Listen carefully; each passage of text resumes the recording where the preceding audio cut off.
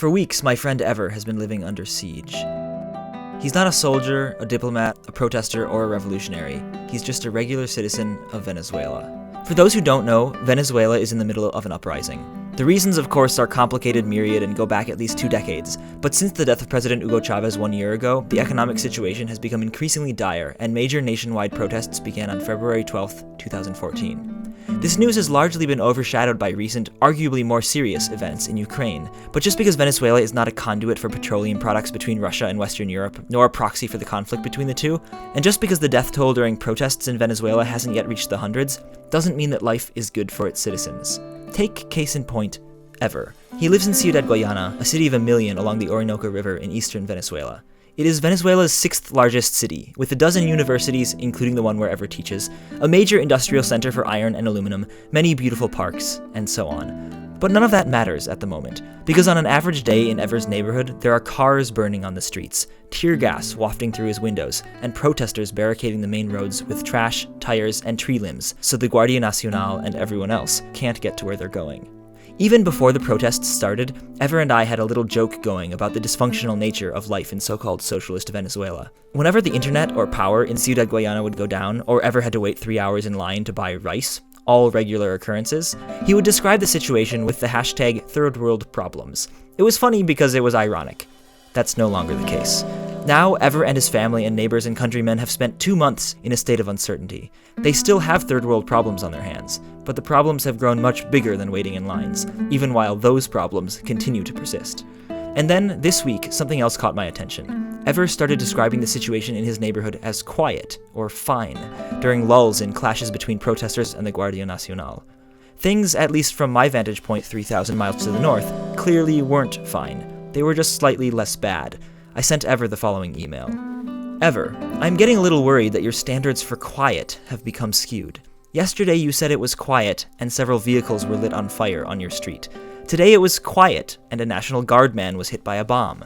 I'm saying this partly in jest, but also to remind you what peaceful life is really like, so you don't become complacent and start accepting even a little insanity as being okay. Henry. Here is his beautiful response. You're right, Henry. I forgot to give you context for the video. He was hit by a firework, one of those that sounds very loud. They call it Matasuegra, Tumbarrancho, Bin Laden, etc. That guard was the captain that was leading. He got a very bad looking injury in the upper left leg. Fortunately, he is alive.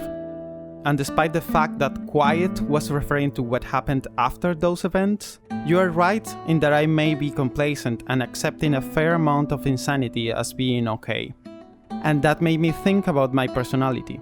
I mean, I know that it shouldn't be happening and that is not okay.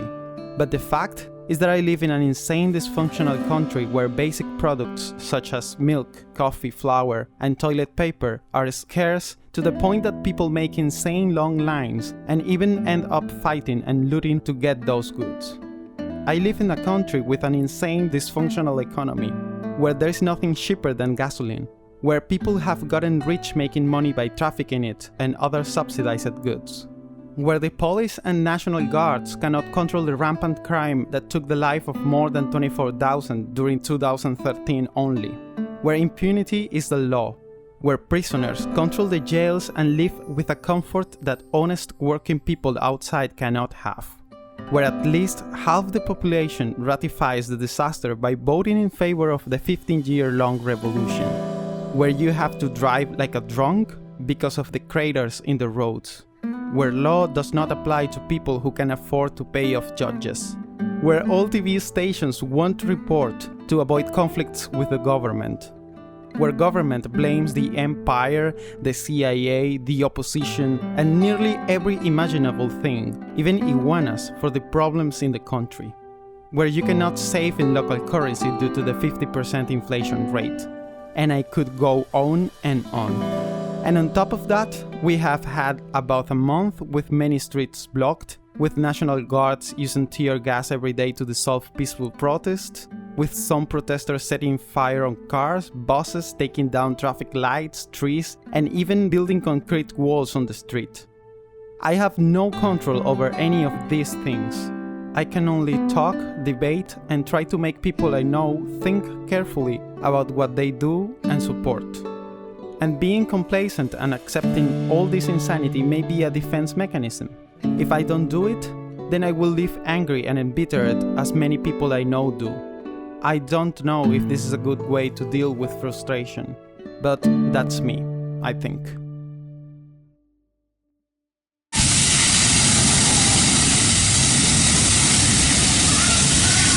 As a follow-up, I want to acknowledge that Ever works with me as the illustrator for the Minute Earth channel on YouTube, and the situation in Venezuela is part of the reason the video output from Minute Earth has suffered over the last month. As we've been working on this video, Ever's neighborhood continues to be the scene of clashes between protesters and the Guardia Nacional, often going long into the night. I guess I just want to make clear that the scenarios we illustrated aren't isolated events, and they're not over. They are literally the daily, insane reality. I'm thankful that I don't have to deal with tear gas coming into my apartment at 2 a.m. And I hope the situation in Venezuela will improve for all of its citizens.